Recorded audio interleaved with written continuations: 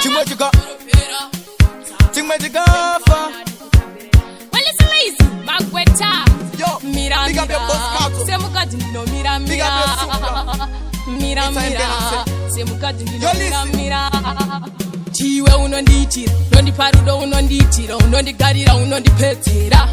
Chipe mukani, tambe newe, fare newe. Ndinoda kuexplaina rudo rwanondipa ndonditendereza mupendi ndogara ndichikuplana kuti mwanasikana tora mukana.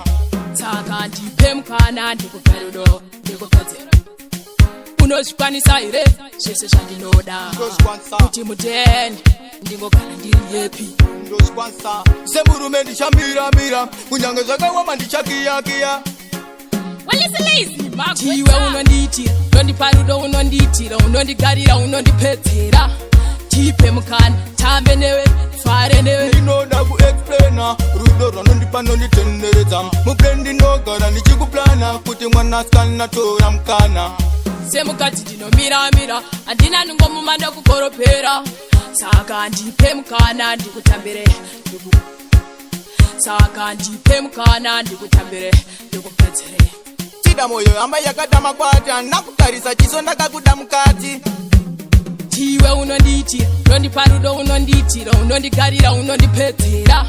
Chipe mukana, tambe newe, fare newe. Ndinoda kuexplaina rudo rwanondipa ndonditendereza mupendi ndogara ndichikuplana kuti mwanasikana ndandipa mukana.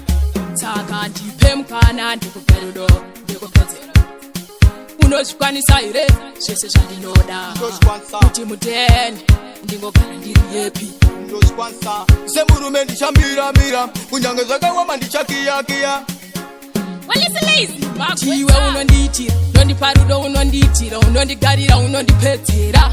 Chipe mukana, tambe newe, fare newe. Ndinoda kuexplaina rudo rwanondipa ndonditendereza mupendi ndogara ndichikuplana kuti mwanasikana tora mukana.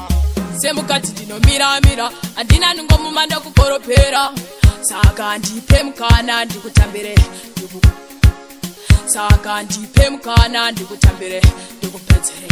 Chida moyo amba yakada makwata nakutarisa chiso ndakakuda mukati.